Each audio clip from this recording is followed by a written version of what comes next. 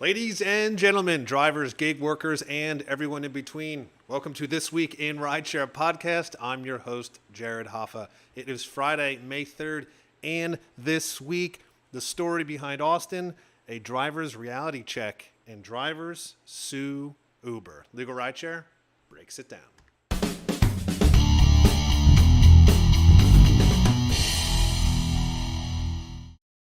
And from Legal Rideshare, I'm joined by the co-founder and lead attorney, Brian Gurney. Bryant, happy Friday. Happy Friday, Jared. Great to be back. Yes, it is great to be back. It's actually finally sunny in Chicago, so a great way to start the weekend. And the Cinco de Mayo weekend, so as you know, it's going to be crazy here in the city, as always. I think things are going to be busy. I think the rideshare apps are going to be hopping. Hopefully some big fairs for our driver community and, Yeah. lots of parties for everybody else. Do you have any plans this weekend? I am having a derby party at my house. So we're watching the Kentucky Derby and everybody's going to wear fancy clothes and silly hats and have some mint juleps. Oh, nice. Very, very nice. It's a good weekend to do it. Yeah. We talk about this every time. I feel like I'm telling you, someone is definitely watching our podcasts in the news because every time that we bring something up, the following week, there's articles about it, and we'll get to it. So we are going to jump right in, but I'm telling you, they're listening to us. So, and the first one is really the big one. It's, what happened in Austin. We discussed this maybe a week or 2 weeks ago about, the Minneapolis thing. And so now literally there was an article recently about, well, it's happening in Minneapolis. What happened in Austin? And so when Uber left Austin in 2016, they said, well, what happened? So Star Tribune reported on this, and they said Austin lost Uber and Lyft service for more than a year after the companies fought a city ordinance requiring drivers to be fingerprinted to protect passengers. The players, the locale, and the politics may differ, but the final result could be the same as the city. So when San Antonio adopted the fingerprinting ordinance in 2015, both rideshare companies ended service, returning only after it was deemed voluntary. Now, within months of them leaving, a nonprofit rideshare company was formed by local tech entrepreneurs with city support called RideAustin, which permitted customers to round up the fares for local charities. Boston-based Fasten entered town, as well as several others. By the end, they said about 14 rideshare apps had surfaced after Uber and Lyft departed. Now, they did say service was often spotty, and ultimately all of them shut down, but new apps have popped up recently. So, Brian, we talked about this literally, I think, 2 weeks ago. What happens if Uber and Lyft do leave? And it's kind of an interesting reality check, I guess, flashback. I don't know what you want to call it. Yeah, I think it is a flashback here. So I think the first thing that we want to say is we know what's going to happen in Minneapolis if Uber and Lyft leave. There's going to be other rideshare companies that pop up. Have already been in contact with many of them. We know they're there chomping at the bit to take this market away.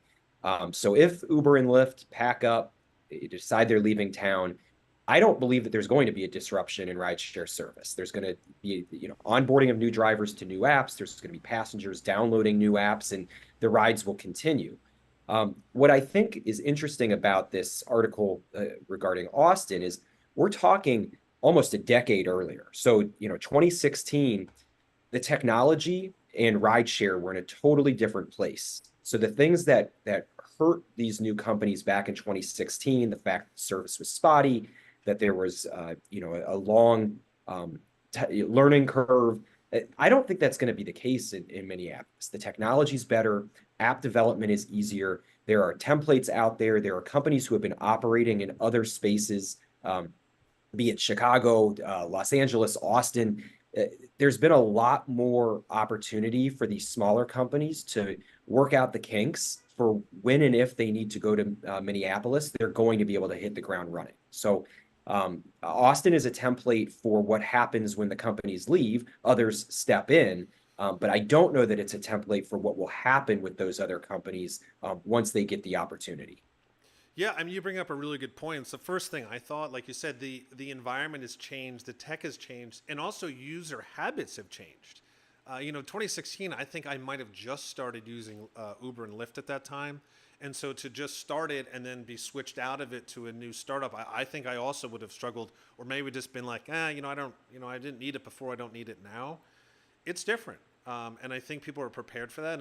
And we're already talking to new rideshare companies that are starting, that seem pretty confident and pretty prepared in this change.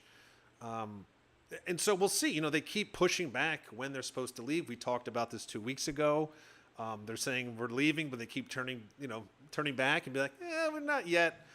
So I don't know if ultimately they're going to stay. I think regardless, though, and they even said this in the article, like even when Uber and Lyft came back to Austin, there's new rideshare apps today popping up. So I think regardless, it has created a ripple effect that companies, I don't see them backing down because Uber or Lyft come back if they ever come back. I agree. I think this is, if they leave, it's a big opportunity for the smaller companies, and the general public might learn that they like some of these smaller companies better. It's a different environment in terms of technology. People are not hesitant to try new things. People are not hesitant to download new apps. So if there's an opening, Uber and Lyft better be scared of the opportunity that they're creating.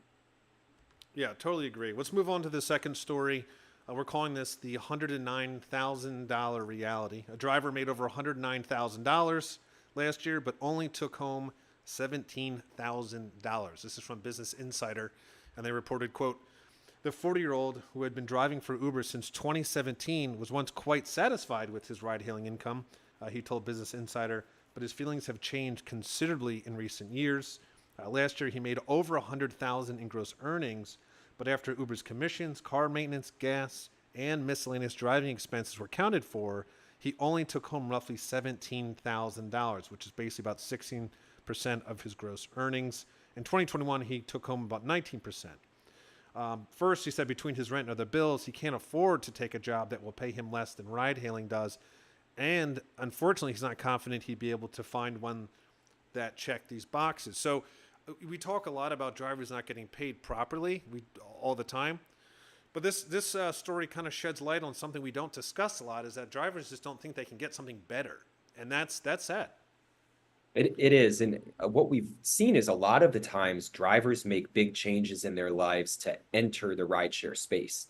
They quit other jobs, they buy new cars, they take lifestyle changes to start this work, and then they're trapped by it. When they get to the reality of the job, it's that they can make what looks like big money, but then once you start taking into account the costs of insurance, gas, wear and tear, that money disappears. It dissipates very quickly. So one of the reasons why we're so upset with what's going on with rideshare fares and rideshare pay is that there's a lack of transparency from the companies. They make big promises about driver earnings. They often change how drivers are being paid. Drivers see huge fluctuations, even fare to fare, of what they can expect. And at the end of the day, they're left holding the bag and not having nearly enough money to keep a roof over their head or to pay their bills. And there's no way out. Once you make that change where I'm going to be an independent contractor now, I'm going to quit my job at the restaurant or the factory or any other office job, whatever. They leave their lives, they start new lives, and then they're trapped by the gig economy. Yeah, and he even goes on to say, similar to what you just said now, he said, look, I would only be able to earn, let's say, maybe $20 an hour at a brick and mortar job, which would leave me in pretty much the same boat. So that's not a solution. And as we know, just as you brought up about kind of a change in lifestyle, a lot of times these drivers are doing this because it allowed them flexibility to deal with other aspects of their life, whether it's health concerns, children, you name it. And so it wasn't just, oh, this is an easy, quick way to make money. It was, hey, this allowed me the balance to be able to take care of things in my life, whether it was health related or family related. And so now the rug's being pulled out from under them. And so they're basically saying, well, I can go to another job that pays just as bad, but not have the flexibility. So, it's just, it always comes back down to money. And I don't know when enough's going to be enough, but it clearly, that's insane. 16% of your income. That's just, how do you live on that? Yeah. Nuts. And that's the thing about these other jobs is $20 an hour sounds pretty good. That's not an insignificant rate of pay. I think that this driver may want to look at that because there's not the other costs associated with it. So what's he making now? $25 an hour, $20 an hour, $17 an hour. It goes up and down, but he's got all these other costs associated with it. The promise of the flexibility, as you're talking about, is why he went to gig work, and the flexibility is taken away. Why is that? Because the drivers need to work 40, 50, 60 hours a week in order to meet their basic needs because of the costs, because of the wear and tear in their vehicles, because of all the things that they didn't expect. Okay, yes, they can choose when they want to work that 60 hours, but how much flexibility do you have if you're working 60 hours a week? Yeah, and that's a good point. They actually did bring that up in the article, and he brought that up. He said, I don't have it here, but he basically said, I used to be able to work about 30 hours a week to maintain that level of income. He said he's doing up close to sometimes 100. So, right. So where's the flexibility if you're just literally living in your car to get the money? It's just it's not feasible. Right. So, again, hopefully going back to the first story, hopefully this is where the other rideshare apps can step in, give some transparency, and maybe change this narrative. It would be great. We'll head off into the final story. This is it's a hefty one from our friends across the pond here. Drivers in London launch a hefty lawsuit against Uber. This is from The Guardian, and they reported, quote, more than 10,500 of London's black cab drivers have launched a £250 million legal case against Uber, accusing it of breaking the capital's taxi booking rules and deliberately misleading authorities to secure a license. Basically, cabbies allege that Uber allowed drivers to take bookings directly from customers rather than through a centralized system such as those used by minicab services, in a direct breach of private hire rules. Uber's response: "No, we didn't do that." I mean, that's pretty much it. That's the response, Brian. What do you make of that? I don't know how much you know about this story, but what do you make of all that?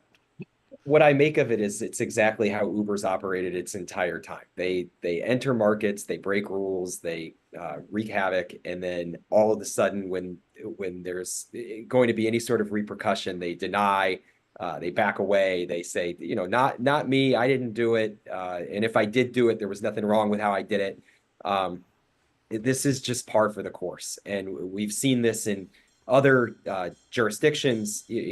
Being in Chicago, they came and they bullied out the cab drivers, and they made taxi cab medallions worth next to nothing, and they did that by not following the rules that were in place. And people say that ask for forgiveness later. I don't even think they did that. They just Right. play, and here they are. So I understand why these cab drivers and black car drivers are upset. I understand why they're bringing this massive lawsuit. I'm not really sure in terms of the legality, what in London, what the laws say, and whether or not there was actual, whether there's recoverable damages here. But this is pretty much par for the course. So everything that they're accusing Uber of, we've heard before. Right. I will say I'm a big fan of a lot of times of how London handles things. I was in London a couple of years ago, spoken to a bunch of Uber drivers in London, and we've talked about some of the cases in the past about London. They don't mess around over there. They often have beaten Uber in these lawsuits and these games, and Uber can't. London's London. It's huge, so they can't just leave London as much as they pretend it, and they know that. Right. So that's why sometimes, I'm sure our viewers might think, well, why do you always talk about non-American issues? Because I think it's interesting to see how other countries deal with these issues. It's the same issues we have, same policy issues, but they just, they often win, which I think is great. Yeah, I think it is too. I like to see the fight, and I like to see that there are wins out there for drivers, whether they're international or not. Seeing the template that London and other European countries put forth for challenging wrongful acts of big companies like Uber, like Lyft, it can be used here. So I don't know that, I'm not sure that I've seen a similar lawsuit in the United States, but certainly one could be filed, and we'll see what happens in London to see if it's a viable path to putting some money back into some workers' pockets who lost a lot when Uber came in and broke all the rules. Yeah, 100%. So those are our stories for this week. Brian, I'm going to give you the final word before we head off into the weekend. Just as always, we want to remember everybody, or we want to remind everybody to remember Legal Rideshare if there's ever an accident or injury claim. If you get into an accident while at work, if you need medical treatment, we're here to provide support for that insurance claim to get you everything that you're entitled to recover, whether it's medical bills, lost wages, pain and suffering, you name it. If you sustain a loss, we're here to fight for you. Consultations are always free. It costs nothing to talk to me on the phone.